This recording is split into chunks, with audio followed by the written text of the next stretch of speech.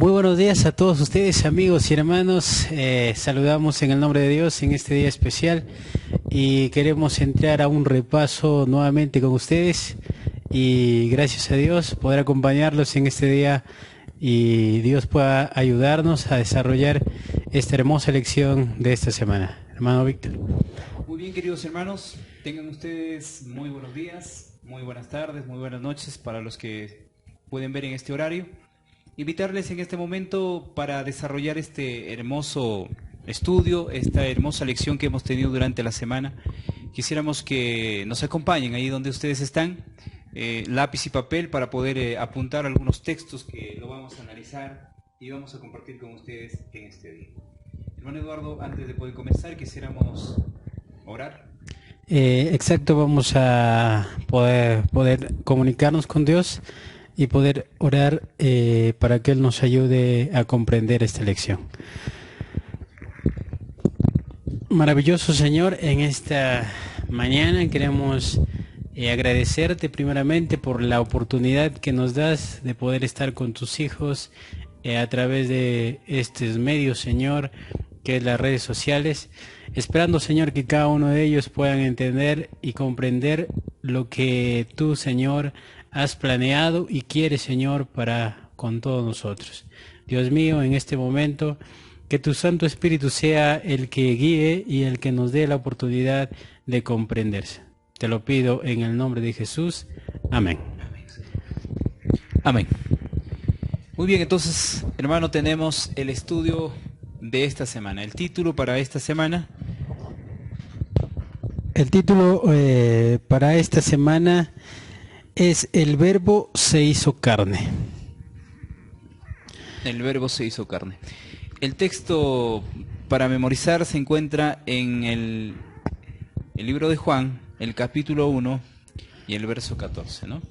Ustedes ya, nuestros hermanos que han podido aprender de este texto, lo pueden repetir ahí de memoria, y hay algunos que todavía no lo han podido aprender de memoria, y en esta oportunidad pues pueden leer el verso 14. Dice: y el Verbo se hizo hombre y habitó entre nosotros, y hemos contemplado su gloria, la gloria que corresponde al Hijo unigénito del Padre, lleno de gracia y verdad.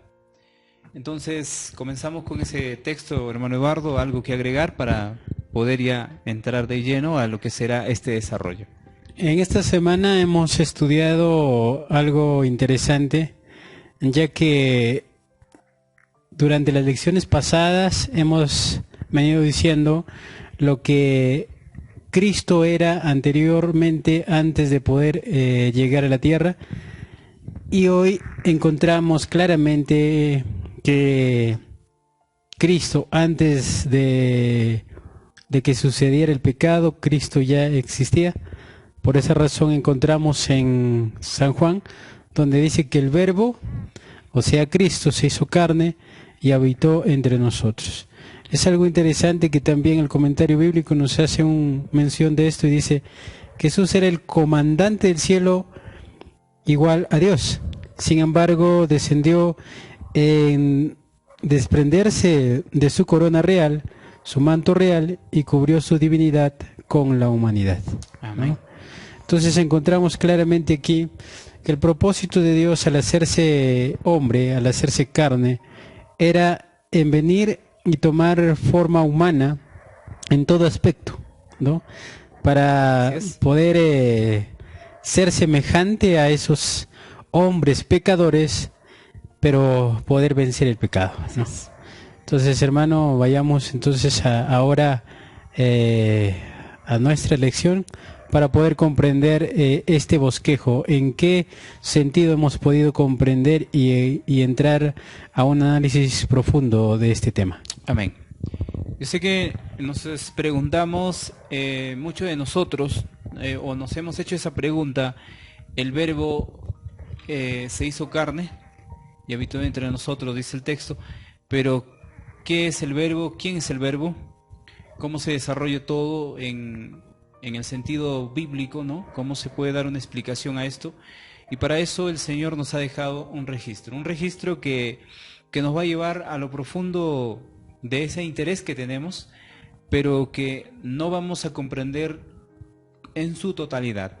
Este es un misterio, lo dice el apóstol, pero lo que nos ha dado como revelado, eso lo vamos a explicar y eso lo vamos a llevar y lo vamos a tener en cuenta hasta que Cristo venga por segunda vez, hermano Eduardo. Entonces, exacto, vamos a una de las preguntas en esta mañana, donde nos menciona y dice: ¿qué es revelado acerca de la preexistencia de Cristo? O en otras palabras, ¿cómo nosotros podemos saber que Cristo existía antes y no después de la llegada del nacimiento entre la mujer, ¿no? La Virgen María? Pero aquí la palabra de Dios nos dice y nos exhorta a entender de que Cristo antes de todo eso ya existía, ¿no? Así es. Y eso lo encontramos en Juan 8:58. Muy bien, entonces el libro de Juan 8, el verso 58 dice: Jesús les dijo, de cierto os digo, antes que Abraham fuese, yo soy. Exacto.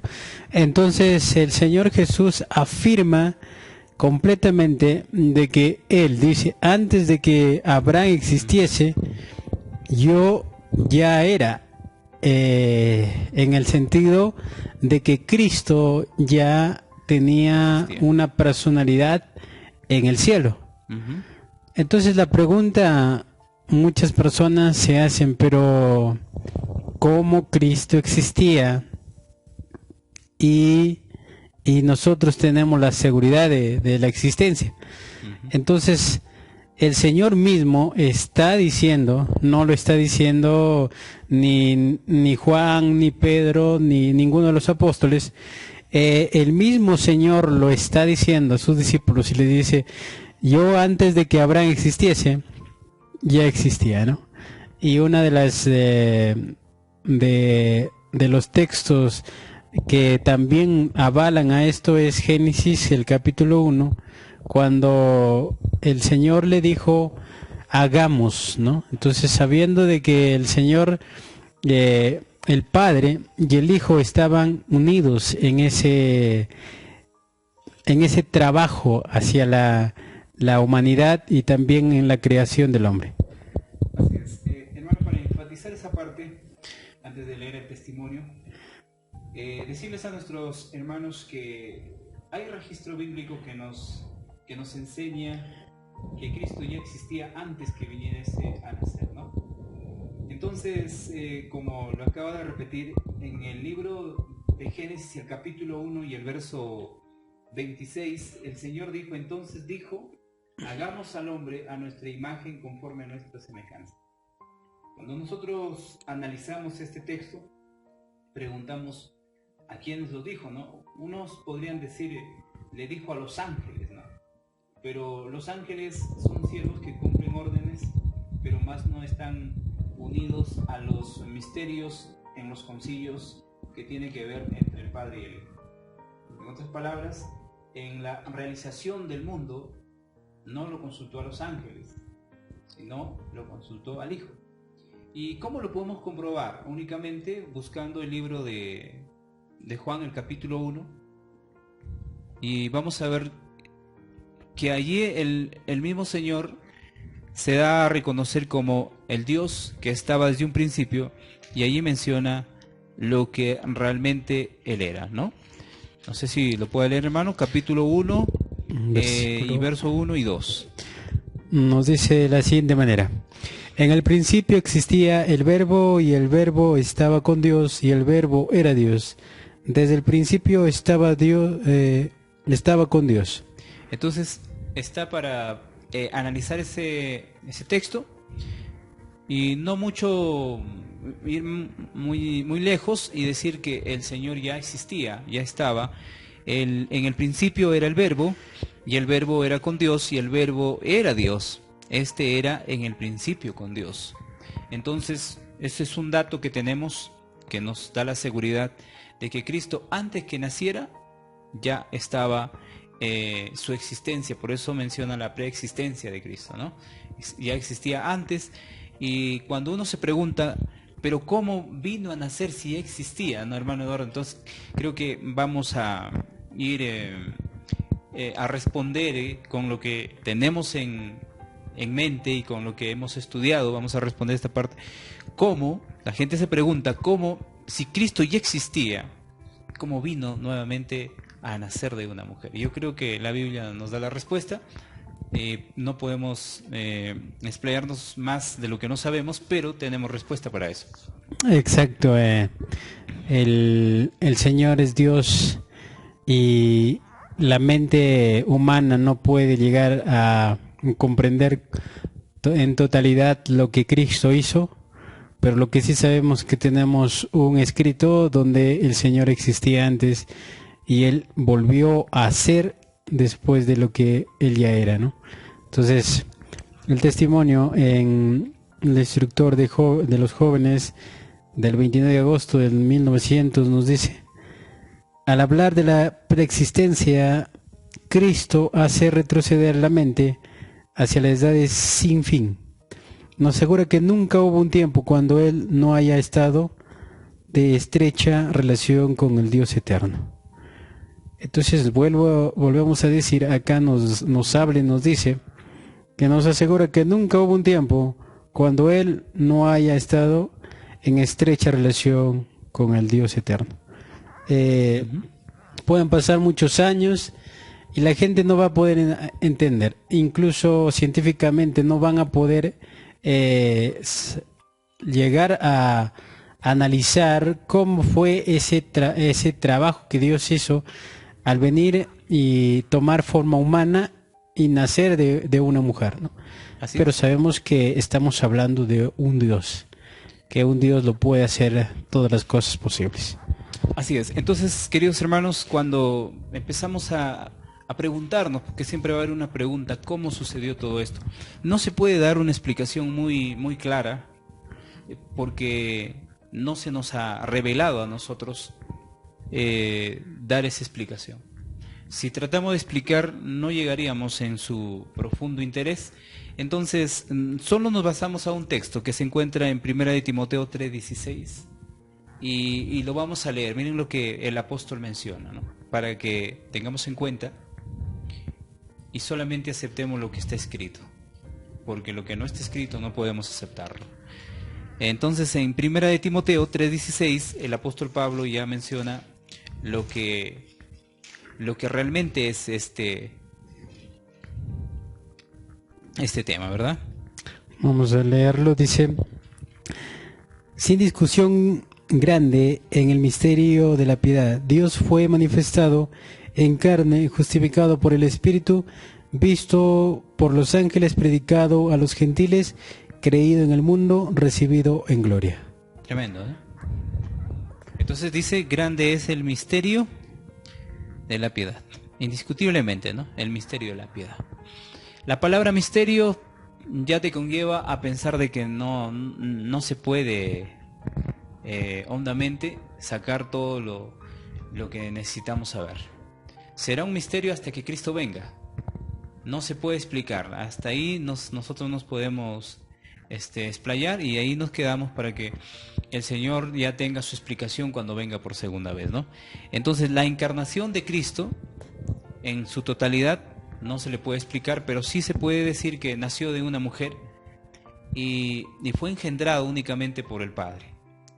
Y el Padre es lo que le dio vida al Hijo nuevamente, pero interesante que nosotros vamos a ver ahí, hermano, cuando el Señor ya existía, ¿no?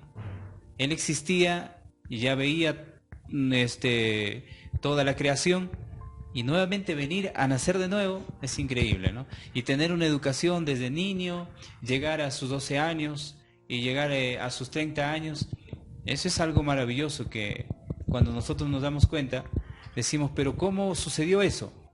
¿Y hasta qué punto llegó el Señor, ¿no? De llegar a tomar la naturaleza, pero una naturaleza ya no como la naturaleza de Adán, sino como la naturaleza antes del pecado de Adán, sino como una naturaleza después del pecado. ¿no? Una naturaleza caída. Entonces, el testimonio decía... Al hablar, dice, de la preexistencia, Cristo hace retroceder la mente hacia las edades sin fin. O sea, nos imaginamos en el principio. Bueno, cuando hablamos del principio hablamos de la creación. Y ahí es donde menciona que esa compatibilidad de parte del Padre y del Hijo, ¿no? Y ahí nos menciona de que ellos ya existían. Cristo existía antes. Entonces vamos a responder, hermano, la pregunta que nos dice, ¿qué es revelado acerca de la preexistencia de Cristo? Jesucristo existió antes que Abraham. Exacto. Llevaba al texto donde decía que él ya existió antes de Abraham. Exacto. Si existió antes de Abraham, podemos decir que él existió antes de Adán, ¿no? Porque sabemos que Abraham es el hijo o la descendencia de Adán, entonces vamos a entender claramente que Cristo ya existía anteriormente, antes de que todas estas cosas existiesen. Entonces vamos a la siguiente pregunta, donde nos dice, ¿qué deberíamos comprender sobre la naturaleza de Cristo después de su encarnación? Isaías capítulo 9, el versículo 6, nos menciona un poquito acerca de esta pregunta que tenemos. Muy bien, en verso 6, ¿verdad? Exacto. Entonces dice, porque un niño nos es nacido, hijo nos es dado, y el principado sobre su hombro, y se llamará su nombre admirable, consejero, Dios fuerte, Padre eterno, príncipe de paz. Entonces, cuando la pregunta que tenemos es, ¿qué deberíamos comprender sobre la naturaleza de Cristo después de su encarnación? Él vino a la tierra a hacer una obra que ni un ser, vamos a decir, infinito o finito, puede comprender lo que Cristo iba a hacer, ¿no? Nacer, dice el texto, nos decía que iba a nacer de una mujer y que su nombre iba a ser llamado Emmanuel, en la cual iba ya a hacer las cosas que un ser humano hace, ¿no? Un niño tiene frío, tiene hambre, y no vino como un Dios, vino como un ser igual a cada uno de nosotros. Así es. Las personas o alguien puede decir, pero fue Dios, y por ser Dios vino y puede hacer muchas cosas, pero vamos a ver acá claramente de que Dios dice nació de mujer, ¿no? Y solamente al decir nació de mujer, vamos a ver que el hombre tiene debilidades, ¿no? Tiene debilidades. Y es ahí donde vamos a entender de que Cristo tuvo que tomar esa naturaleza, porque si no la tomase, nada podía nosotros ayudarnos a entender de que podemos vencer el pecado. Hay una ideología muy, vamos a decir, muy atrevida en el sentido de la palabra, que en algunas iglesias se toma el nombre del Señor en su naturaleza divina y no en su naturaleza humana. Otros creen que Él vino con las dos naturalezas, tanto la divina como la humana, y por eso que Él vence. Entonces la pregunta que nos haríamos, si es que el Señor Jesús vino con su naturaleza divina, entonces, ¿cuál sería para nosotros esa oportunidad? Porque si Él es Dios, venció como Dios, ¿cómo venceríamos nosotros, no? Exacto, no tiene lógica de pensar de que si Cristo vino con la divinidad, Él no dependería de nadie, sino dependería de Él. Pero en este caso Dios nos hace entender que el Hijo vino y no dependió de Él, dependió de su Padre. para darnos a entender a nosotros que también necesitamos depender de alguien para poder encontrar el sendero y poder llegar a la tierra prometida, ya que al nosotros comprender de que Cristo nació de una mujer pecadora, porque nosotros podemos decir María fue santa, María no pecó, pero si nosotros nos damos cuenta que un hombre ya cuando tiene uso de razón sabe lo que es el pecado, ¿no? Y de alguna manera vemos acá que María peca en uno de sus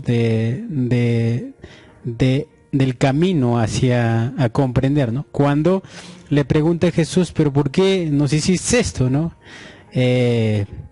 No sabiendo de que Jesús tenía una misión que hacer aquí en la tierra. Entonces nos damos cuenta que la mente al momento de separarse de Dios peca, ¿no? Peca. Entonces, acá nadie puede decir que María fue una mujer que fue sin mancha, pero lo que sí podemos comprender es que María, aún siendo con esa decadencia, tuvo la oportunidad de ser la madre de Jesús y también tener parte en la resurrección venidera cuando Cristo venga, ¿no? Así es. Interesante esa parte porque yo sé que los hermanos, amigos que pueden estar viendo este video, se preguntarán, entonces el hombre en qué estado estaba, ¿no? Cuando Cristo toma la naturaleza del hombre, ¿en qué estado estaba? Yo sé que la gente se pregunta. Entonces, hay algo muy interesante que resaltar. Si buscamos el capítulo 8 de Romanos y el verso 3, vamos a encontrar su estado del hombre, ¿no? Y cómo el Señor, al tomar esa naturaleza, tuvo que llevar la misma carga que el hombre, ¿no? Y ¿tiene, hermano? ¿Puede leer? Vamos a leer 8.3 de Romanos. Dice así: porque lo que era imposible para la ley, por cuanto era débil por la carne, Dios al enviar a su propio Hijo en semejanza de carne de pecado y como sacrificio por el pecado, condenó al pecado en la carne. Muy bien, entonces dice, por lo que era imposible para la ley, por cuanto era débil por la carne, ¿noten? ¿Sí? La carne completamente en una naturaleza debilitada, ¿sí? No había ya función alguna. El hombre había decaído, había pasado muchos años. El hombre ya no vivía una cierta cantidad, como 900 y tantos años como vivió nuestros primeros padres. Y ya estaban en su decadencia, en una situación muy complicada. Entonces el Señor vino en ese momento a tomar esa raza caída y estaba ya en semejanza de carne de pecado, ¿no? Podríamos decir ahí que Cristo pecó, hermano Eduardo, pero no se refiere a esa parte cuando dicen semejanza de pecado. O sea, quisiéramos ahí quizás sondear esa parte. Exacto. Cuando hablamos de en semejanza del humano, es en lo exterior, ¿no? O sea, sabemos que lo más importante del hombre es la mente, ¿no? Porque es ahí donde sucede todas las cosas. El Señor le dijo a sus discípulos, si tú guardas la ley en todo sentido, pero de repente miras a una mujer, ya pecaste, le dicen, ¿no? Ya pecaste y sin hacer nada. Entonces, en este sentido, cuando hablamos del cuerpo, el cuerpo es pecaminoso, tiene una degradación del pecado. Pero hay algo interesante que Jesús tenía la mente, lo que el apóstol Pablo menciona, ¿no? Ajá. Nosotros tenemos la mente de Cristo, dicen, ¿no? Entonces, cuando hablamos de mente, hablamos de carácter, hablamos de que en la mente, en el cerebro de Jesús, no se hallaba ninguna mancha de pecado, ¿no? Aunque su cuerpo era deteriorado por el pecado, porque claramente la sierva de Dios nos menciona que él no fue un hombre simpático, no fue un hombre que podía quizás agradar al ojo humano, pero vemos acá que en lo mental el Señor era sin mancha, ¿no? Amén. Entonces, ya llegando a esta parte de entenderlo, podríamos decir, hermano Eduardo, que cuando menciona la Biblia en semejanza de carne de pecado, se está refiriendo únicamente a lo exterior, como acababa de decir, que sería solamente el cuerpo, ¿verdad? Exacto. Porque, el cuerpo hacia lo que corresponde con todos los seres humanos completamente está debilitado, está en pecado, porque ya el cuerpo se va a debilitar, va a tener enfermedades, pero hay algo que sí se va a salvar, que sí se lo conserva, es la mente, ¿no? Lo que estamos hablando, lo que sería el cerebro. Es la única, el único miembro que no estaba contaminado de nuestro Señor Jesús. Entonces, eso es lo que trata de explicar pues la Biblia, que el Señor vino en semejanza de pecado, con una naturaleza debilitada, pero vino a vencer, ¿por qué? Porque tenía una mente santa, una mente pura, en la cual muchos de nosotros no logramos quizás a tener la mente de Cristo, pero yendo ya más a profundidad, analizando, podemos ver que sí hubieron hombres que vencieron y llegaron a ser como Cristo. Exacto. Entonces, el comentario nos dice: Cristo, siendo igual con el Padre, honrado y adorado por los ángeles, se humilló por nosotros y vino a esta tierra a vivir una vida de humildad y pobreza. Vino a ser un varón de dolores, experimentado en quebranto. Sin embargo, el sello de la divinidad estaba sobre su humanidad. Así es. Lo que hablamos y lo que estamos diciendo, el sello de su divinidad estaba sobre la humanidad. Y cuando hablamos del sello, podemos claramente decir, ¿no?, ¿qué es un sello? ¿Dónde se pone el sello? El sello está impregnado en nuestra mente. Así es. Si nosotros hablamos del sello de Dios, vamos a decir de que el Señor pone en sus mentes a los seres humanos que deben honrarle. Entonces, en este caso, el Señor, su sello estaba en su mente, ¿no? Entonces, la respuesta, vamos a la respuesta que dice: ¿qué deberíamos comprender sobre la naturaleza de Cristo después de su encarnación? Entonces, vamos a la respuesta: que Cristo vino como hombre en su naturaleza humana. ¿Sí? Para más detalle, hermanos queridos, es analizar lo que el hombre había tenido como consecuencia por el pecado, ¿no? Cayó, se debilitó, empezó a ser débil, a no soportar las dificultades. Por eso los antediluvianos también cayeron. Entonces vamos a encontrar un sinfín de cosas en su naturaleza humana del hombre, ¿no? El apóstol habla en Romanos 3 todo el capítulo y menciona la debilidad del hombre, ¿no? Dice que no hay justo ni uno. El profeta Isaías menciona cómo el hombre está completamente enfermo. Incluso en el capítulo 53 dice: Él llevó nuestras enfermedades. En otras palabras, hermano Eduardo, el hombre estaba enfermo. Exacto, exacto. Entonces, siguiendo con el estudio, vamos a una siguiente pregunta, donde dice: ¿bajo qué condición podemos obtener los beneficios de su encarnación? San Juan 14, del 7 al 10. Entonces vamos a leer el verso 7 al 10 del capítulo 14. Dice: si me conocieses, también a mi Padre conocierais, y desde ahora le conocéis y le debéis y les habéis visto. Felipe le dijo: Señor, muéstranos el Padre y nos basta. Jesús le dijo: tanto tiempo que hace que estoy con vosotros y no me has conocido, Felipe. El que me ha visto al Padre. ¿Cómo pues tú dices: muéstranos al Padre? ¿No crees que yo soy el Padre y el Padre en mí? Las palabras que yo os hablo, no las hablo por mi propia cuenta, sino que el Padre que mora en mí, Él hace las obras. Exacto. Entonces, Dice, ¿bajo qué condición podemos obtener los beneficios de su encarnación? ¿Bajo qué condiciones? Cuando nosotros nos damos cuenta, este párrafo de la palabra de Dios dice que Felipe le pregunta, ¿no? Le pregunta, muéstranos al Padre.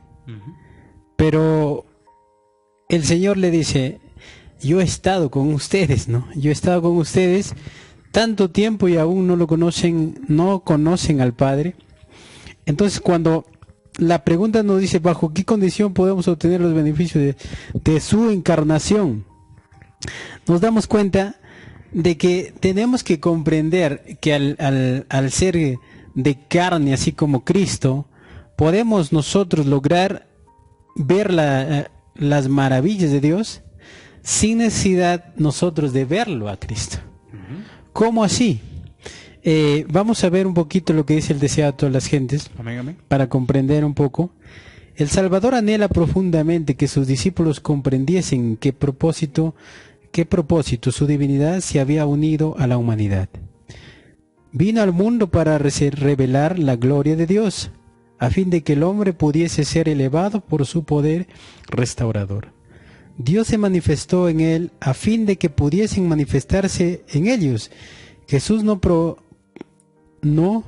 probables cualidades ni ejercicio, facultades que los hombres no pueden tener por la fe en él. Su perfecta humanidad es la que sus seguidores pueden poseer si quieren vivir sometidos a Dios como él vivió. Entonces, la pregunta cuando dice ¿qué beneficios, bajo qué condición podemos obtener los beneficios de su encarnación? Lo mismo que Jesús hizo, nosotros tenemos que hacerlo. Cuando él vino acá en la tierra como hombre, él siempre dependió del Padre. Y mientras más unido estaba con el Padre, más era su victoria hacia el pecado.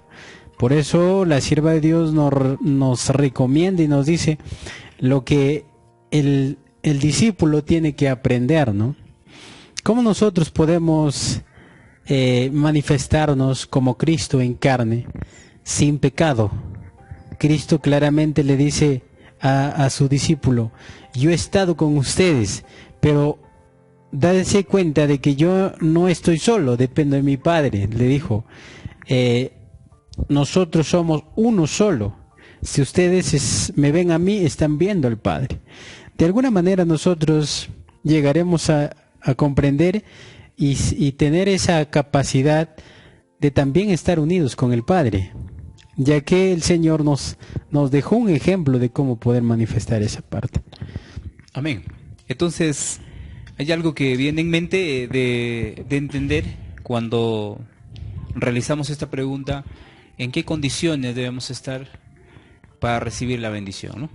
Entonces, ya lo mencionaba el hermano Eduardo, en la vida santa y justa que el Señor ha tenido es increíble, ¿no? Entonces, para nosotros recibir esa bendición, quisiera leer Primera de Juan capítulo 3, verso 7. Dice, hijitos, nadie os engañe, el que hace justicia es justo, como Él es justo, dice, ¿no? Entonces, el Señor tomó nuestra naturaleza, pero no por eso Él pecó. Pudo tener la naturaleza pecaminosa del hombre, pero tuvo una vida justa y santa. A esa vida nosotros queremos mirar y a esa vida queremos llevarle como un ejemplo. Y esa condición es la que nos pide el Señor que tengamos, ser justos como Él. Entonces recibiremos la gran bendición de la vida y del conocimiento porque, como decía el hermano, si hay una conexión entre el Hijo y el Padre, puede también haber una buena fusión entre los dos. Una buena comunicación y el hombre puede tener santidad. Pero si se desvía, entonces quedaría completamente descarriado. Entonces, hermano Eduardo. Vamos a la pregunta. Entonces, ¿bajo qué condición podemos obtener los beneficios de su encarnación?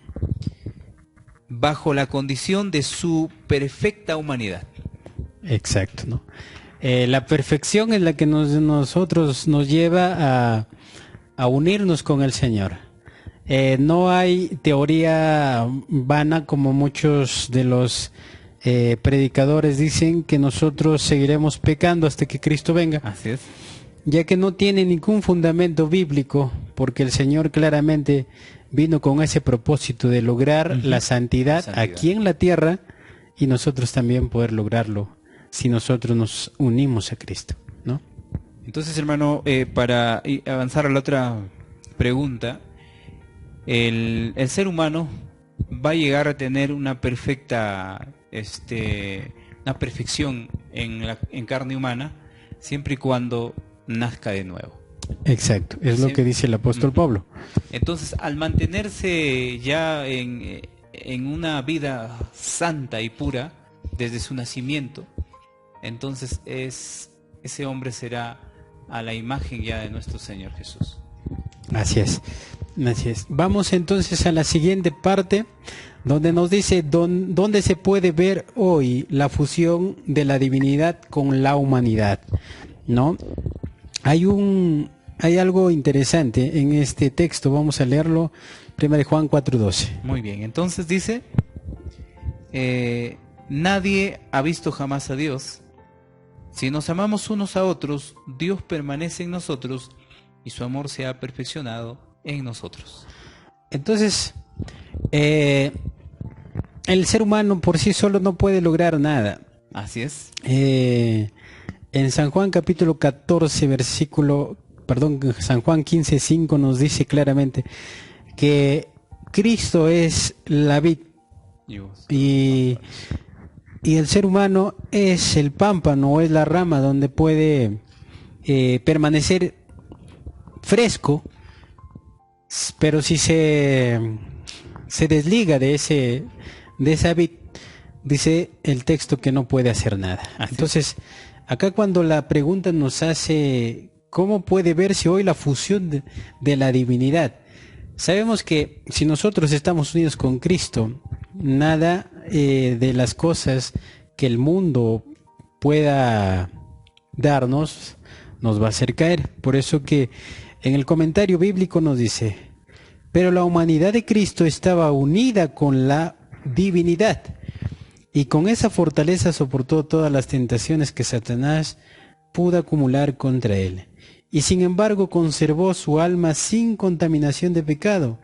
Y ese poder para vencer quiere dar a cada hijo e hija de Adán, que quiere aceptar por fe los rectos atributos del carácter de Cristo. Tremendo, ¿no? Nos muestra claramente que Cristo siempre estaba unido al Padre, dice, Así para es. vencer sus tentaciones que ponía Satanás. Si Cristo no hubiese permanecido en conexión con el Padre, hubiese podido caer en las tentaciones. ¿Por qué el ser humano en este tiempo cae? Porque lamentablemente no está unido con el Señor. Así es. Falta esa unión de lo divino con la humanidad, ¿no? Hacer una fusión donde Satanás no pueda separarnos, ¿no? El apóstol Santiago en Santiago capítulo 4 versículo 7 dice que debemos someternos a Dios. Exacto. Resistid al diablo y él huirá de vosotros. Y hay algo interesante acá, hermano, para resaltar, para dar a conocer a la hermandad, a los amigos y todos los que posiblemente están viendo este video, es tomar la armadura de Dios, ¿no? Yo lo veo de esa manera. Cuando tenemos una fusión, significa que tomamos esa armadura que nos va a ayudar y nos va a proteger de todo peligro, porque el apóstol Pablo hace un ejemplo, y él menciona y dice en Efesios capítulo 6 y del 10 para adelante, dice: por lo demás, hermanos míos, fortaleceos en el Señor y en el poder de su fuerza, dicen.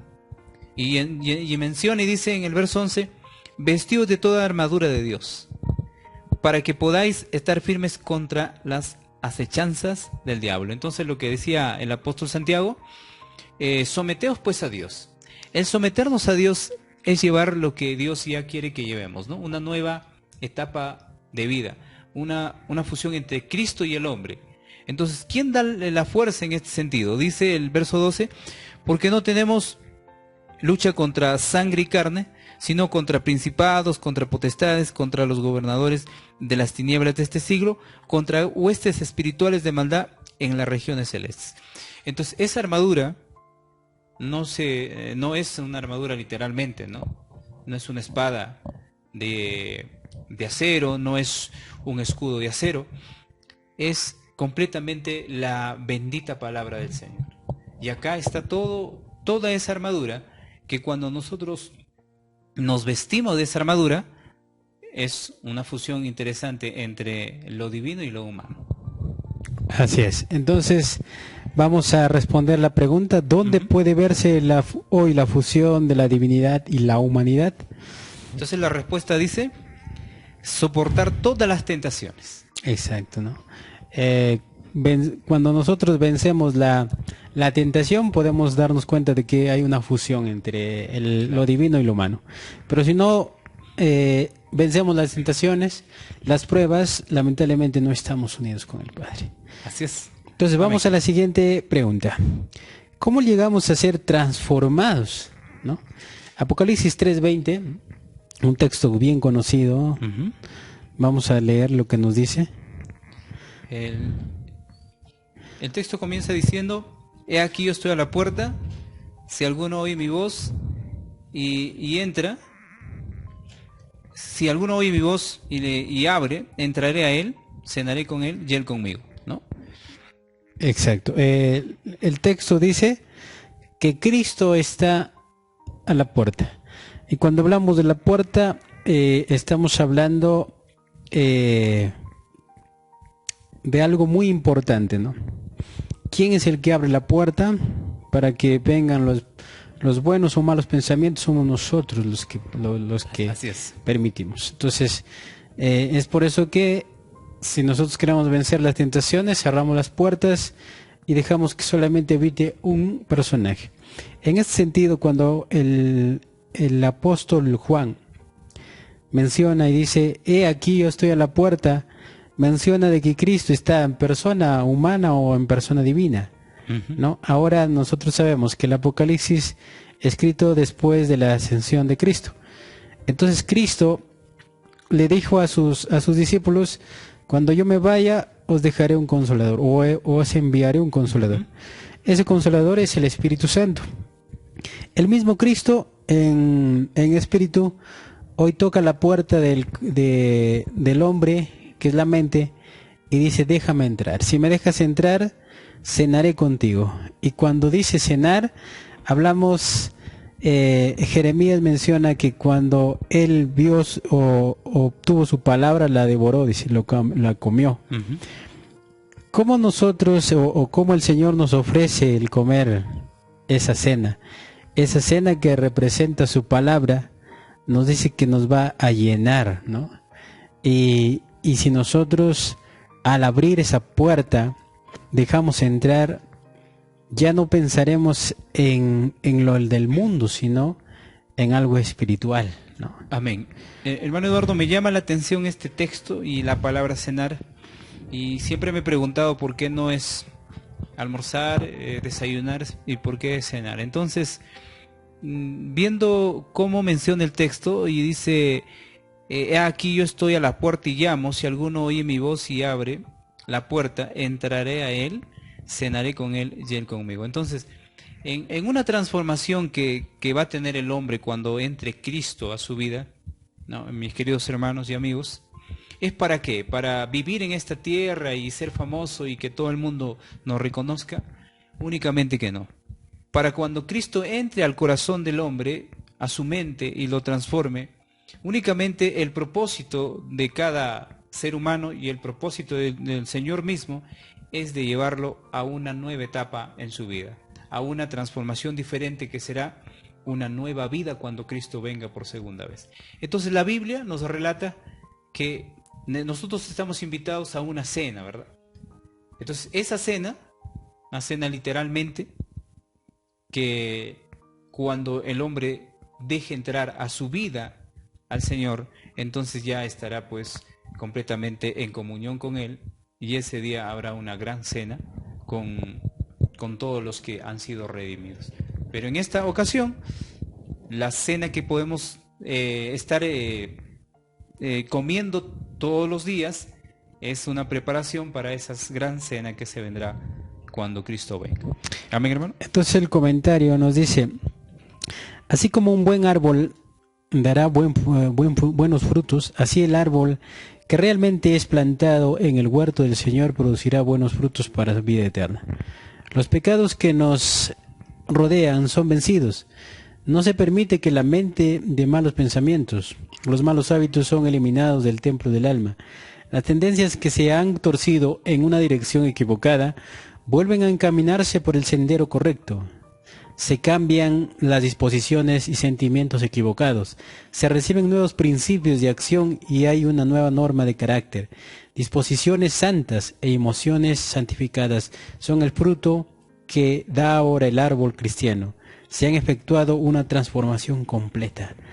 Por esa razón el Señor dice: permíteme entrar en la mente. Permíteme entrar en ese lugar donde yo voy a poder desde ahí guiar a un buen sendero. Entonces vamos a colocar la pregunta: ¿cómo llegamos a ser transformados? Vamos a la respuesta y dice: cuando Cristo mora en nuestro corazón. Exacto. Esa es la transformación que tendrá cuando Cristo ya mora en el corazón del hombre. Entonces ya lo humano se ha desprendido y solamente vive ahora lo divino en nuestro ser. Así ¿Se es. puede lograr eso? Sí, se puede lograr. De alguna manera tenemos que comprobarlo, ¿no? Vamos a la siguiente pregunta, la última pregunta en esta mañana. ¿Cuándo dejaremos los prejuicios, no? Exacto. Únicamente para llegar a ser semejantes a Cristo necesitamos dejar, yo creo, un pecado oculto que es el prejuicio, ¿no? Exacto. Vamos a ver lo que dice en Mateo 26, del 69 al 75. Muy bien, entonces vamos a buscar, hermanos, ahí donde ustedes están. Busquen el libro de Mateo, el capítulo 26, y vamos a leer desde el verso 69 al 75. Entonces dice: Pedro estaba sentado fuera en el patio y se le acercó una criada diciendo: tú también estabas con Jesús el Galileo.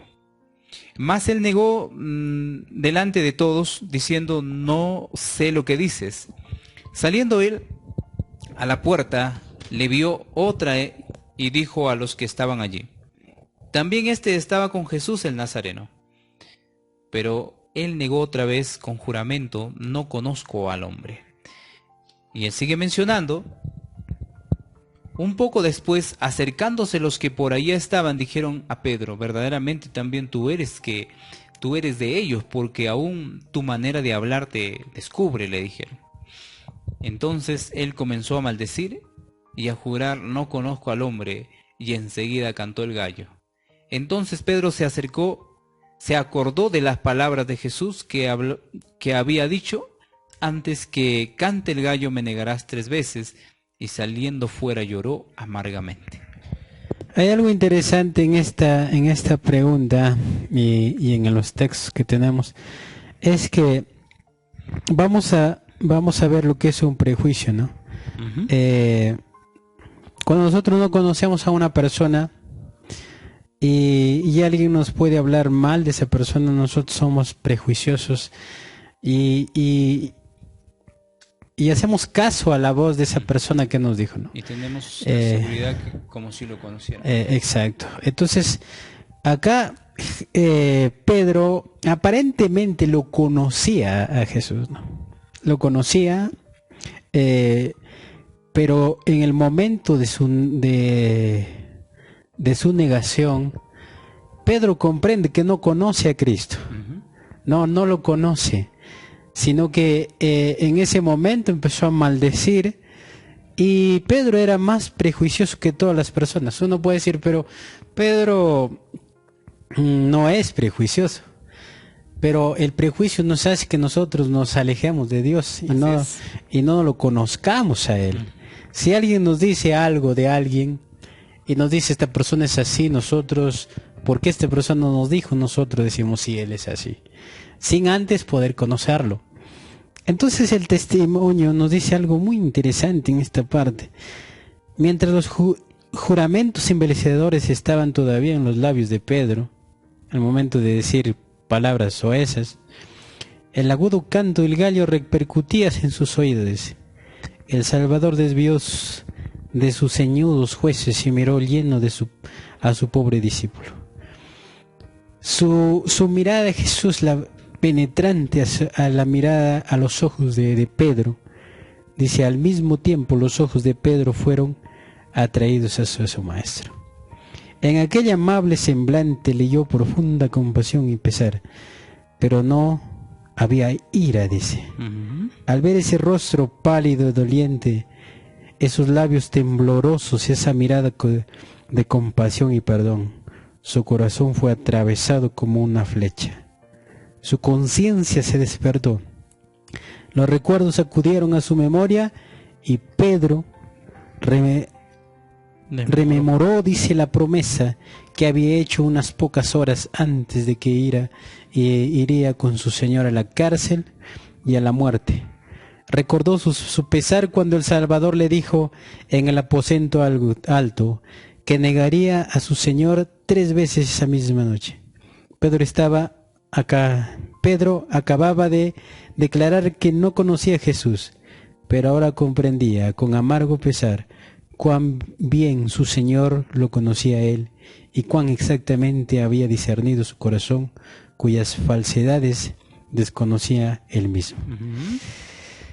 Cuando nosotros vamos al prejuicio, y esto va directamente a los cristianos, decimos conocer a Cristo, pero si lo conociésemos a Cristo, miráramos a Cristo, claro, no miráramos a la persona y diríamos, no, bueno, esta persona es así o asá, ¿no?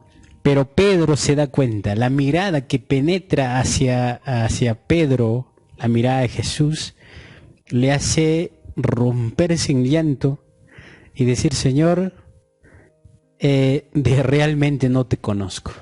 Así es. No te conozco como eres tú, pero hoy te conozco porque tu mirada me refleja de que aún yo, habiendo entregado tu vida, tú me miras con amor, me miras con compasión y no ves mi pecado, sino ves a este pecador, ¿no? Entonces, si nosotros analizamos cuántas personas en este tiempo en el mundo cristiano existe el prejuicio, vamos a decir que toda la iglesia está metida en prejuicio. Un ejemplo bíblico está en Natanael, cuando Natanael dijo, ¿podrá salir algo bueno de este lugar? Todavía no creía. Pero miren cómo es, que ese prejuicio te hace irte a Cristo, así como Pedro, y Natanael se fue a Cristo. ¿Cómo fue? Se fue en oración, y es ahí donde Cristo le dice, este hombre sí. ¿Por qué? Porque si nosotros nos damos cuenta, vamos a creer a un hombre lo que nos dice, lamentablemente estamos perdidos. Pero el prejuicio va a dar su fruto si nosotros seguimos en pos de hombres, más no de Cristo. Así es.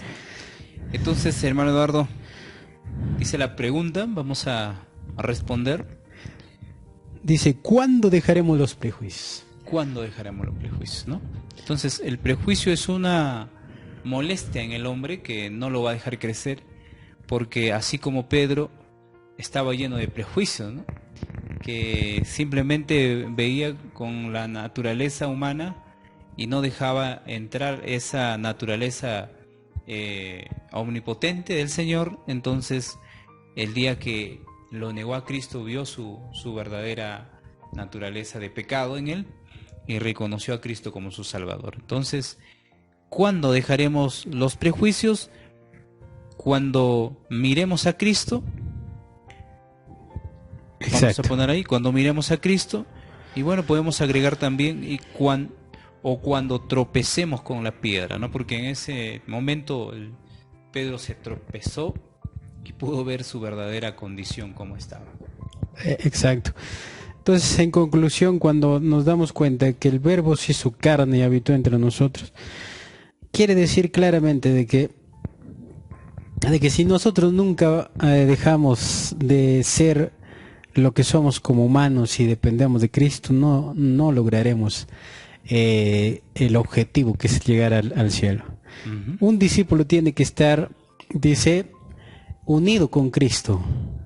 Y cuando esté unido, así como Cristo estuvo unido con el Padre, pudieron lograr la victoria. Amén. Y nosotros lograremos la victoria únicamente si estamos unidos con Cristo.